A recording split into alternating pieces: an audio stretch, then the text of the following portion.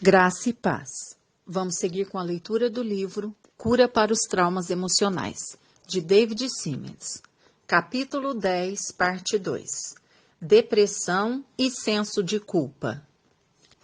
Existe um tipo de depressão que pode ser resultante de um sentimento de culpa por um pecado cometido, por uma desobediência e transgressão conscientes. Entretanto, não é deste tipo de depressão que eu estou falando aqui. Alguém pode perguntar: como posso saber quando a depressão vem do pecado? É uma ótima pergunta, principalmente se essa pessoa é perfeccionista e tem uma consciência ultrassensível e sofre a tirania do dever, ou se acha sob uma constante sensação de intranquilidade, aflição e condenação. Quero citar aqui um princípio de ordem geral que pode ser muito proveitoso. Um sentimento de culpa específico, concreto, que podemos relacionar a determinado ato ou atitude, geralmente é verdadeiro e aceitável, pois as emoções que se seguem a uma transgressão podem ser um verdadeiro senso de culpa e uma verdadeira depressão. Entretanto, uma sensação vaga e geral de autoacusação, sentimentos de autocondenação e aflição, que não podem ser atribuídos a pecados específicos, geralmente são sinais de falsa culpa ou apenas de uma depressão que tem origem em problemas emocionais. O pecado pode levar uma pessoa à depressão, mas nem toda depressão provém de pecado.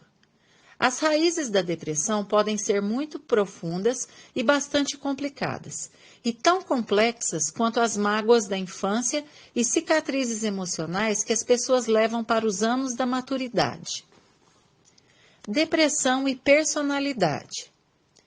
A depressão está relacionada com a estrutura da personalidade, com a constituição física, com as reações químicas do corpo, com o funcionamento das glândulas, com a formação emocional das pessoas e com os conceitos emocionais adquiridos. Precisamos entender e aceitar isto. Se tivéssemos bom senso para viver como diz um velho poeminha infantil, nos sairíamos muito melhor no relacionamento com os outros. Jack Sprat não comia gordura. Sua mulher não comia carne magra. Então os dois juntos davam cabo da comida. Esse versinho contém uma análise incrivelmente profunda da personalidade humana, acredite ou não. Jack Sprat e sua mulher são totalmente diferentes em sua constituição orgânica. Não podemos forçá-los a comer as mesmas coisas ou a viver da mesma maneira. Isso representaria uma violação de sua personalidade. Ambos são seres humanos muito preciosos e podemos supor que se amam muito, embora tenham constituições físicas diferentes. Eu gostaria que um maior número de pastores, professores, evangelistas e principalmente pais entendessem a sabedoria que se acha contida nesse versinho. Espere aí, dirá alguém. Você está esquecendo que quando estamos em Cristo, somos novas criaturas e que as coisas velhas já passaram. A regeneração e a santificação não acabam com as velhas diferenças? E a minha resposta é: não, e graças a Deus que não acaba. O novo nascimento não modifica o nosso temperamento básico.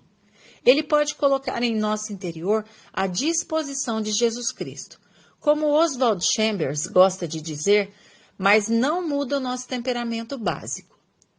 O fato de que nos tornamos cristãos não significa que paramos de conviver com nós mesmos da maneira que somos. Paulo, após a sua conversão, ainda era quase o mesmo Paulo.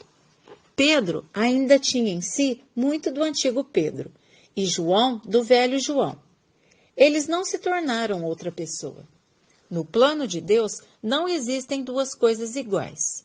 Não existem dois flocos de neve que sejam exatamente iguais.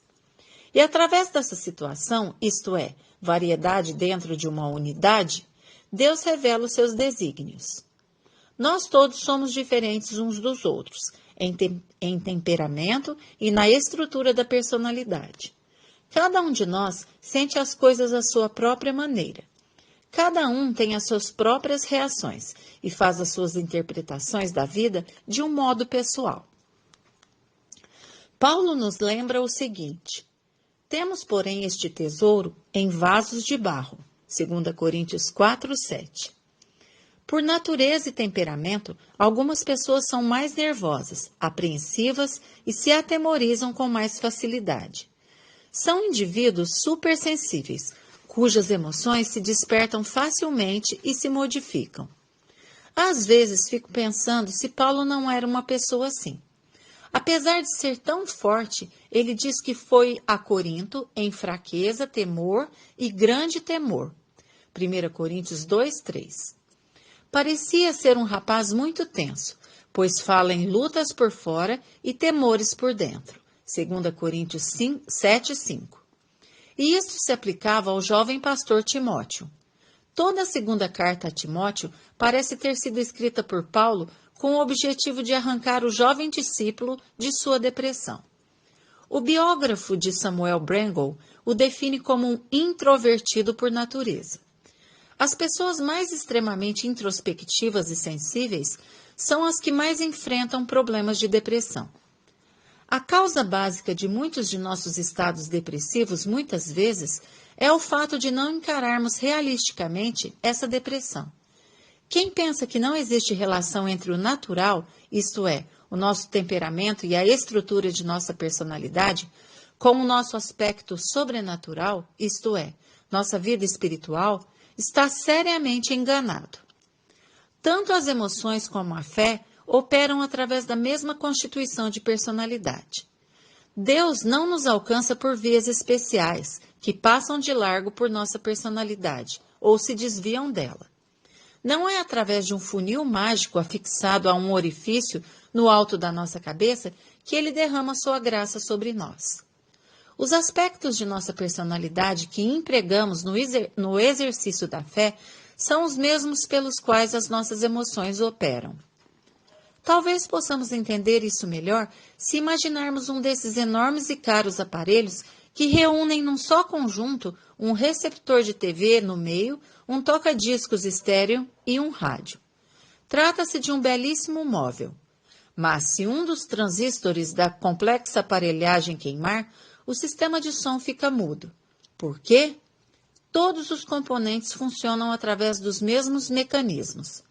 Se um dos fios queima aqui, ou um condensador ou transistor estraga ali, os 3 aparelhos vão ser afetados. Por quê? Porque estão operando através de um mesmo sistema.